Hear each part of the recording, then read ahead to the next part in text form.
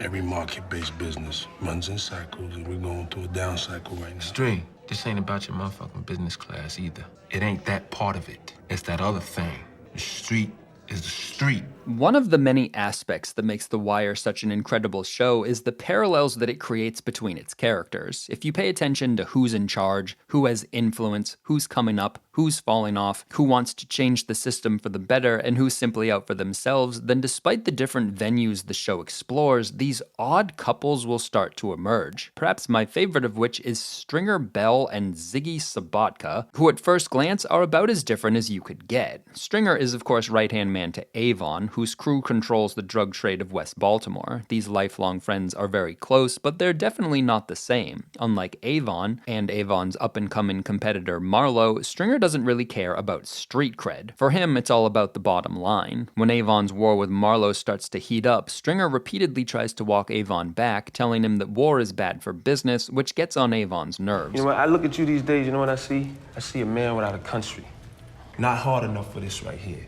And maybe, just maybe, not smart enough for them out there. This is such a great line, and it does define Stringer to some degree, but it's not completely accurate. Stringer is capable of violence, more than Avon knows. There you go, a life that had to be snatched, Avon. And he has a good mind for business as well. Stringer creates the Co-op, where all the major players in Baltimore's drug game pool their resources and work together, which neither Avon nor Marlowe would ever spearhead. But for Stringer, the Co-op is just the beginning. He's done fighting over corners and wants to take his and Avon's massive proceeds and move into the legit world of real estate and local politics. Meanwhile, on the other side of Baltimore is someone who wants to do almost the complete opposite, leave the legit world and enter the criminal one. That person is of course Ziggy, who at least compared to Stringer comes from a position of privilege. Born into a working class family, Ziggy is the son of Frank Sabotka, head of the dock workers union, which Ziggy is also a part of. So not only is he from a nicer part of town, he already has a respectable job, and he's the boss's son. It seems like all Ziggy has to do is stay on this path that's been laid out for him and life will be easy, but there's a few problems with that assumption. For one, Frank has to be elected by his union brothers, so he can't afford to show favoritism to Ziggy. For two, there isn't enough dock work to go around, which means Ziggy is often unemployed. And for three, whenever Ziggy does work, he's pretty bad at it. None of that bothers him too much though, for the simple reason that he doesn't want to be a dock worker. He wants to be a criminal, which isn't as outlandish as it sounds. Both his father and cousin Nick already use the docks to skirt the law, but despite Ziggy's pleas to be involved, Frank makes it clear to Nick that Ziggy is to be kept well away from anything illegal. And this isn't just because Frank cares about Ziggy, which he does in a manly, tough guy, never show affection kind of way. It's also because he, along with everyone else, regards Ziggy as a bit of a moron. So on the one hand, we have a well-read, well-connected, well-respected, extremely successful criminal and businessman who avoids violence for the sake of violence but will move against anyone he views as a threat. And on the other, we have a blue-collar nepo baby who's either dead broke or in the process of getting there as quickly as he can. What the fuck is wrong with you?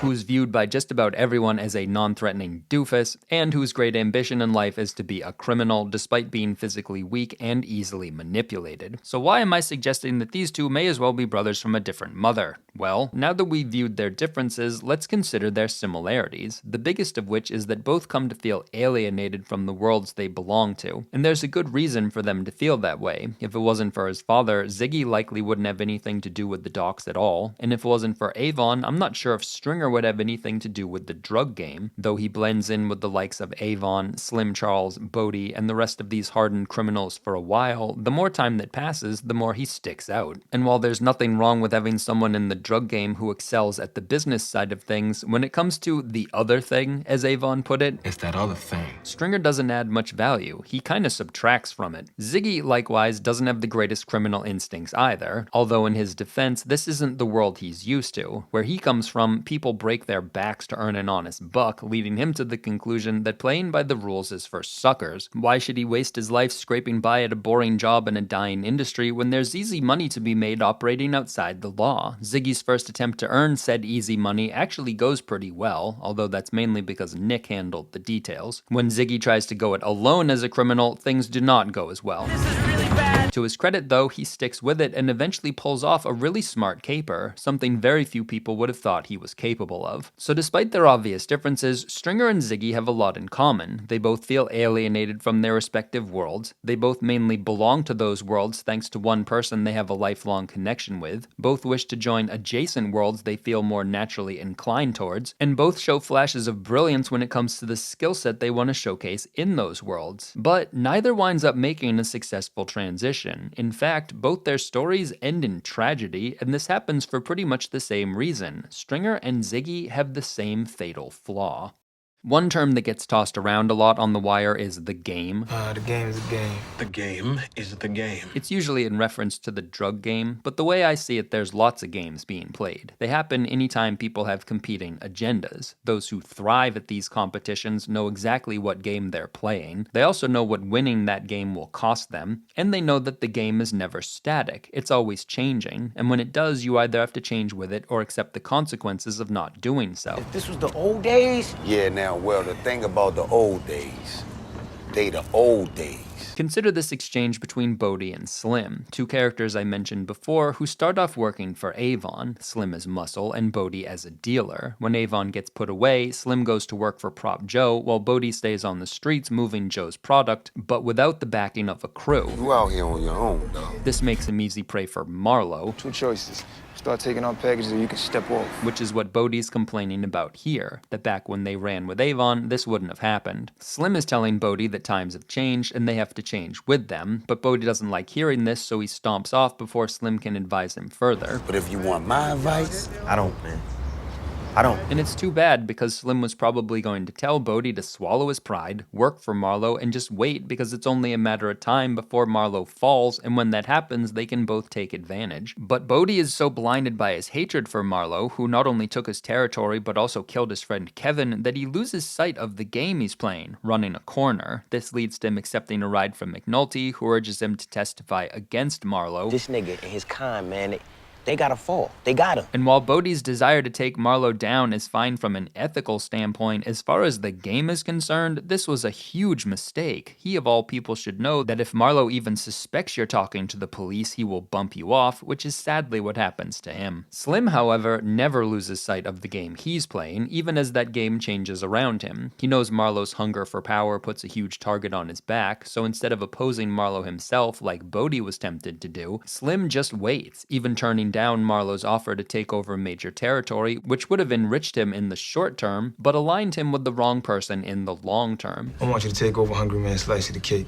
meaning no disrespect, but I ain't cut out to be no CEO. It's only when Marlowe is out of the picture that Slim finally makes his move, which is masterful gameplay. Bodhi, Stringer, and Ziggy could all learn something from Slim, namely that power changes everything, especially in the criminal world where you have no legal recourse if someone wrongs you. All you can do is assess the power dynamic and then play the game accordingly. With that in mind, let's see how well our two subjects do as they attempt to jump from one world to another. We'll start with Ziggy, who after a successful criminal venture with his cousin, tries to get into the drug game. To do so, he makes a deal with Cheese, which is not the smartest move, and in order to move Cheese's product, he makes a deal with Frog, which is even stupider. Frog may not look like much as far as dealers go, but compared to Ziggy, he has all the power. Once Ziggy hands over Cheese's product, there isn't much forcing Frog to honor their deal, so when Ziggy comes to collect, Frog simply pretends he got ripped off and keeps half the money for himself, viewing Ziggy as someone who lacks the muscle to do anything about it. When I roll back past here tomorrow,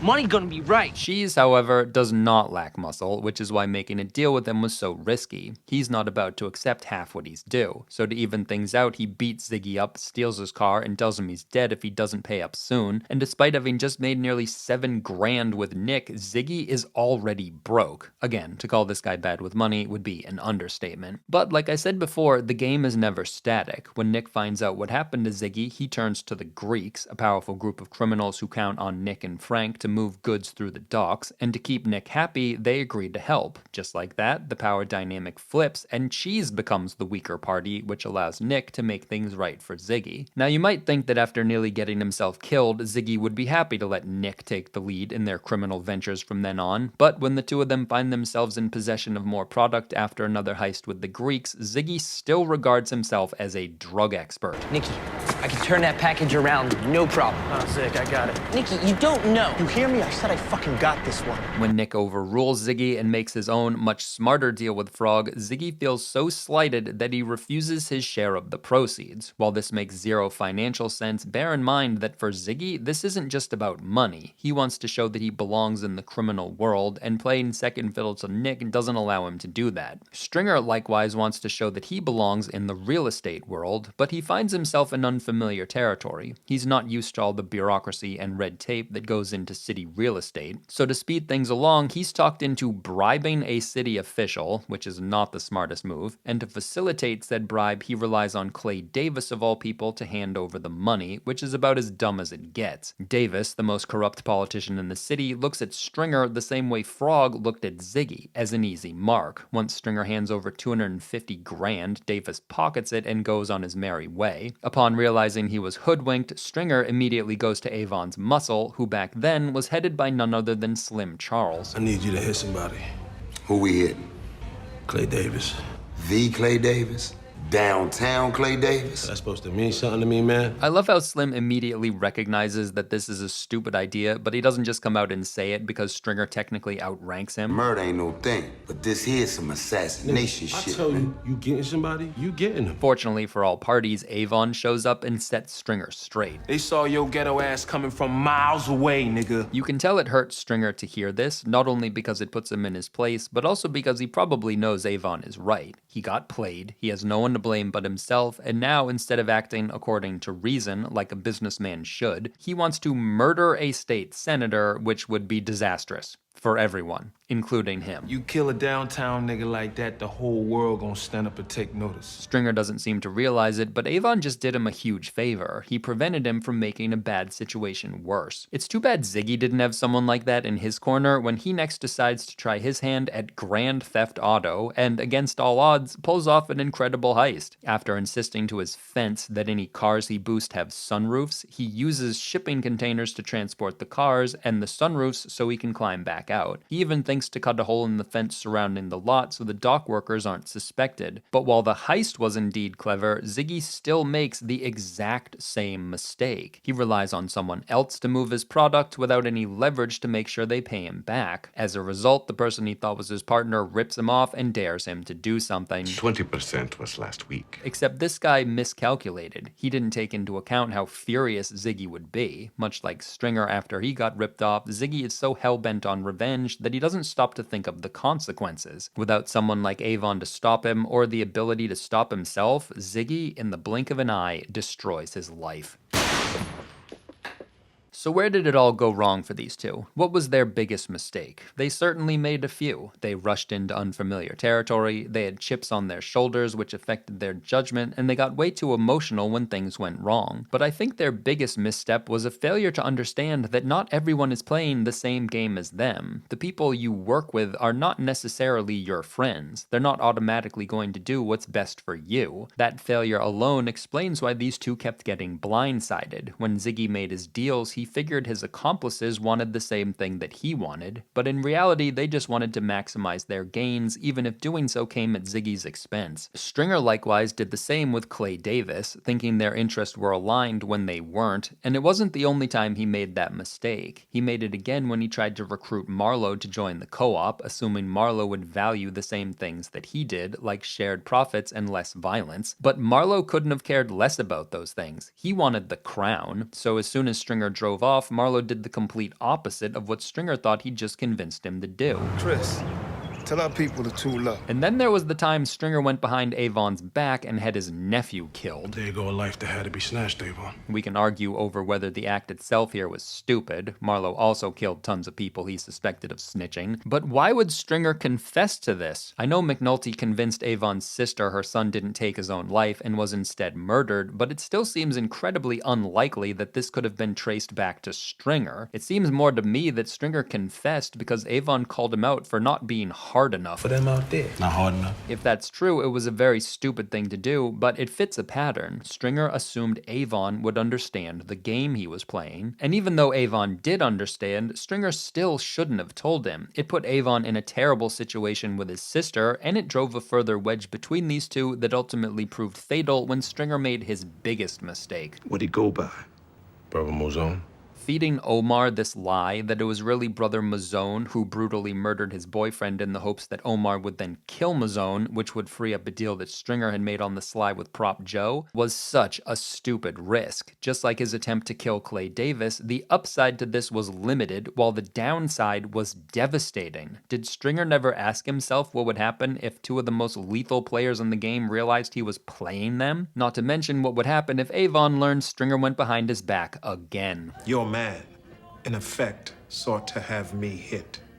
As to what Stringer and Ziggy should have done differently, you might think the answer is obvious. Just don't make all the mistakes I just went over. Like if Ziggy was more cautious about who he worked with, and less proud about accepting help from his cousin, and less emotional when things went wrong, then he'd have lasted longer than he did. But while that's all true, Ziggy's best move was probably to stay on the docks, or just get another job. I don't like telling people not to follow their dreams, but if your dream is to be a criminal, and you're not exceptional at it, and you're clearly not built for prison, you should probably find a better dream. Ziggy did pull off an impressive heist, but Slim Charles, he was not. Things were likely going to end badly for him one way or another, so long as he remained a criminal. Stringer, on the other hand, was much more successful at being a criminal than Ziggy, but when it came to making purely criminal decisions, I don't think he was much smarter. He certainly wasn't as smart as he thought he was, and because of that, things were probably going to end badly for him so long as he stayed in the drug game. Like Ziggy, his best move was to play a different game that was more suited to his strengths, like real estate development. Before you tell me Stringer wasn't very good at that either, bear in mind he only got played because he was tricked into thinking like a criminal, which he was bad at. When he thought like a businessman, he was pretty smart. His problem, like Avon said, was he didn't know which world he belonged to, the criminal one or the legit business one, and while it seemed like he was moving in the latter direction, he was going way too slow. He needed to do what Cuddy did when he told Avon his heart wasn't in the game anymore and just quit being a criminal right then. Instead of being upset, Avon respected Cuddy for being honest. He even gave him money to start a boxing gym. I bet if Stringer did the same and told Avon he wanted to focus on real estate or whatever, Avon would have given him his blessing, not to mention a lot of money to invest.